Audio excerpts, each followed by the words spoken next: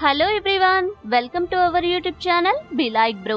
ఉమ్మడి ఆంధ్రప్రదేశ్ కు 9 ఏళ్ల పాటు సుదీర్ఘకాలం ముఖ్యమంత్రిగా 10 ఏళ్ల పాటు ప్రతిపక్ష నేతగా పనిచేసిన ఏకైక నాయకుడు నారా చంద్రబాబు నాయుడు. మళ్లీ విభజన అనంతర ఆంధ్రప్రదేశ్ కి కూడా తొలి ముఖ్యమంత్రి చంద్రబాబే. 1996లో కేంద్రంలో యునైటెడ్ ఫ్రంట్ ప్రభుత్వం ఏర్పడినప్పటి నుంచి కూడా ఢిల్లీలో చక్రం తిప్పుతున్నానంటూ ఢిల్లీ సహా ఇతర రాష్ట్రాలన్నీ తిరిగిన ఏకైక ప్రాంతీయ పార్టీ నాయకుడు కూడా చంద్రబాబే. కేవలం అనుభవం ఉన్న నాయకుడు కాబట్టి ఆయనను 2014లో రాష్ట్రం విడిపోయిన సందర్భంలో మళ్లీ చంద్రబాబుకు ఏపీ ప్రజలు అవకాశమిచ్చారు. 1950లో జన్మించిన చంద్రబాబుకు ఇప్పుడు 67 ఏళ్ల వయస్సు. 28 ఏళ్ల వయస్సుకి చిత్తూరు జిల్లా చంద్రగిరి నుంచి కాంగ్రెస్ ఎమ్మెల్యేగా ఎన్నికయ్యారు. నాటి సీఎం అంజయ్య మంత్రివర్గంలో పనిచేశారు. 1983లో ఎన్టీఆర్ తెలుగుదేశం ప్రభంజనంలో చంద్రబాబు ఓడిపోయి వెంటనే ఎన్టీ రామారావు పార్టీలో చేరి అంచెలంచెలుగా ఎదిగి సీఎం అయ్యారు. మళ్లీ 1994లో టీడీపీ విజయం సాధించి ఎన్టీఆర్ ముఖ్యమంత్రిగా బాధ్యతలు చేపట్టాక తిరుగుబాటుకు నాయకత్వం వహించి ఎన్టీ రామారావును పదవి నుంచి దించేశారు. ఎన్టీఆర్ ప్రభుత్వాన్ని కూల్చి చంద్రబాబు సీఎం అయ్యారు. అప్పుడే చంద్రబాబు వెన్నుపోటు ఉదంతం దేశవ్యాప్తంగా సంచలనమైంది.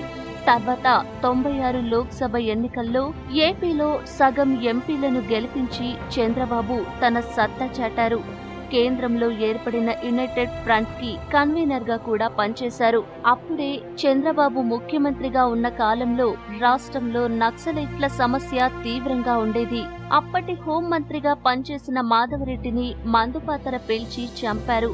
ఈ ఘటనలో చంద్రబాబు పాత్ర ఉందనే వార్తలు వినిపించాయి. 2003లో తిరుపతి దగ్గర అలిపిరిలో మందుపాత్ర పేల్చి చంద్రబాబును హత్య చేయడానికి నక్సలైట్లు కుట్ర పన్నారు. గాయాలతో చంద్రబాబు బయటపడ్డారు. 1999లో ఒంటి చేత్తో పార్టీని గెలిపించి అధికారంలోకి వచ్చిన చంద్రబాబు 2004 ఎన్నికల్లో తీవ్ర ప్రజా వ్యతిరేకతతో వైఎస్ హవాలో ఓడిపోయారు. 2009లో కూడా వైఎస్ఆర్ ధాటికి తట్టుకోలేక ఓడిపోయారు. అయినా తెలుగుదేశం పార్టీని నిలబెట్టుకుని రాష్ట్ర విభజన తర్వాత 2014లో జరిగిన ఏపీ అసెంబ్లీ ఎన్నికల్లో బీజేపీ జనసేనల సహకారంతో విజయం సాధించారు. రాష్ట్ర విభజన విషయంలో చంద్రబాబు అనుసరించిన 2 కళ్ల సిద్ధాంతం తీవ్ర విమర్శల పాలైంది. తెలంగాణలో ప్రత్యేక రాష్ట్రం కావాలని, ఏపీలో విభజన పాపం కాంగ్రెస్దే అంటూ చంద్రబాబు 2 తలల సిద్ధాంతాల్ని అవలంబించారు.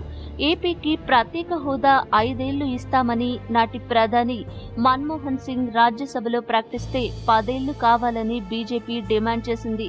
15 ఏళ్లు ఇవ్వాలని టీడీపీ కోరింది. ఎన్నికల ప్రచారంలో ఇదే ప్రధానాంశంగా రాజకీయాలు నడిచాయి.